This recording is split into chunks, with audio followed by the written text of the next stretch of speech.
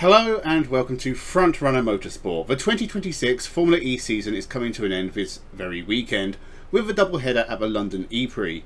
Going into the final round, Jake Dennis leads the championship with 146 points, just ahead of Mitch Evans and Pascal Wehrlein. A maximum 58 points were on offer, and that meant the top 9 drivers in the championship could still be champion. 25 points for a win, 3 points for pole, and a point for fastest lap in each race. Going into the final race on Sunday, that list of 9 was whittled down to just 3. But how did we get here and who will be champion?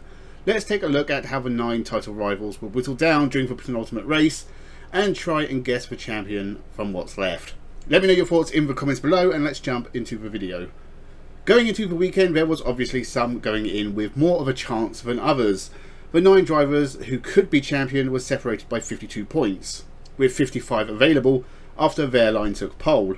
Nick de Vries was barely in with a chance at all. He needed maximum points, and after Pascal Wehrlein was given pole position by his Porsche teammates, that looked an even more impossible task. If the 2021 champion wanted to win another title, both wins, both fastest laps, and the remaining pole position would put him 3 points ahead of Dennis, if Dennis did not score all weekend. Very, very unlikely even before the lights went out on race 1 of the weekend.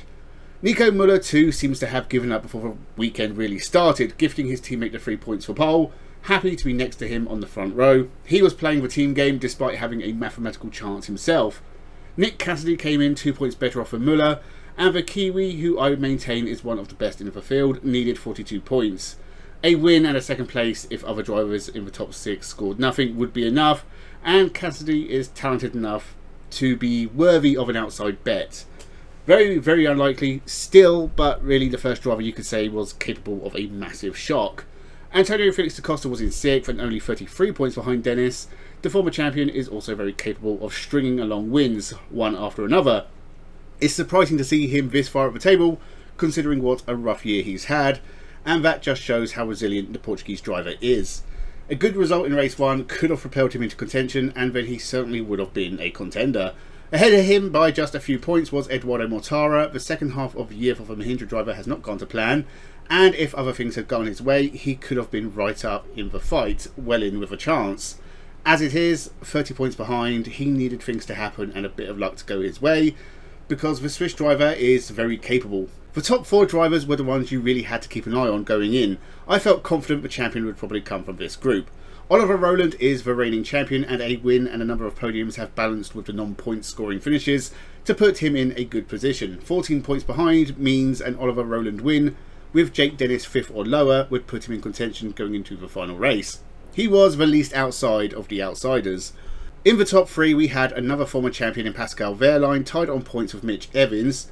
Both of these guys know how to win races, but only Wehrlein knows how to be champion. Mitch Evans has come close multiple times, but this may be his best and final opportunity if he's not returning. He's definitely leaving Jaguar. My guess is he moves on from Formula E. As champion, remains to be seen. Pascal Wehrlein has the advantage, just 2 points behind Dennis. He has a slew of Porsche-powered cars to help him. Andretti are also Porsche-powered, but not next year, and the other Porsche teams are more likely to help the works effort, who will be supplying their drivetrains next year. That means Wehrlein has his teammate Nico Müller and the Cupra Kiro cars of Dan Ticktum and Pepe Marti to back him up. Jake Dennis is a former champion as well and a massively talented driver with the slim points advantage going into the weekend. He's the one to beat. So what did race 1 hold for our contenders? Well, Eduardo Mortara was going to have to come from the back after a penalty dropped him to 18th on the grid. Oliver Rowland was in 13th, so had work to do also.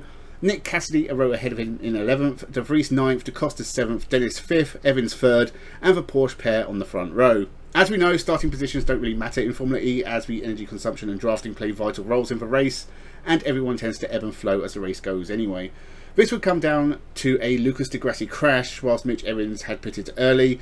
A cheap pit stop was an amazing boost for Wehrlein, with the German extending his lead, whilst Evans was now stuck down the bottom end of the points and almost out of championship contention. Jake Dennis did make his way back up to 2nd, and the title fight had been whittled down from 9 to 2.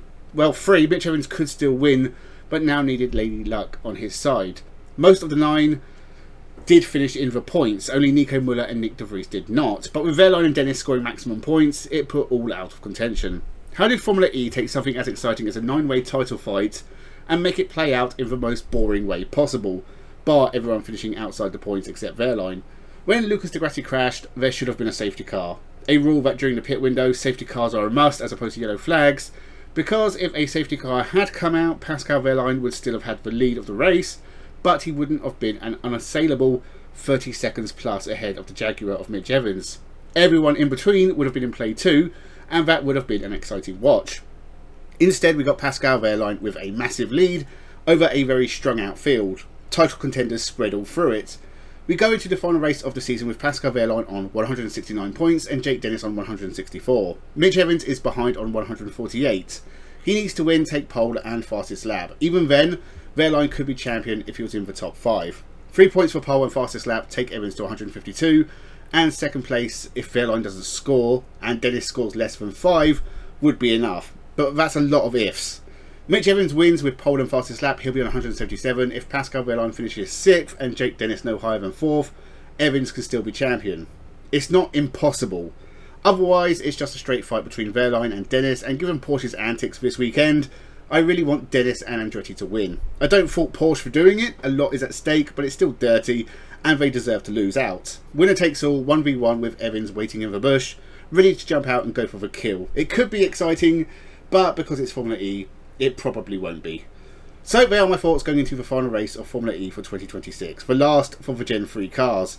It has not been an exciting season of Formula E racing. I think its weaknesses and faults have been on show for everyone to see. I will not be giving the series as much of a featured space on my channel as I have in previous years. This was probably the final year of Formula E predictions. I will give my reaction to those predictions next week, but next year I'll probably replace them with IndyCar or something. Here's a spoiler, my predictions were terrible anyway, as they always have been for Formula E. I'll still talk about it from time to time, but I really used to enjoy this series, and I've done over 100 videos looking at it in the past.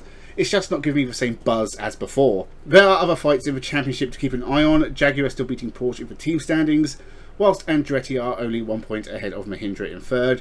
Only 12 points between Oliver Rowland, Antonio Felix da Costa and Eduardo Mortara in the fight for 4th, if that's your sort of thing. Let me know your predictions in the comments below. Who do you think will be champion? Make sure you subscribe for more motorsport content. Become a member for as little as £1. Enjoy the Formula E finale and have a good one.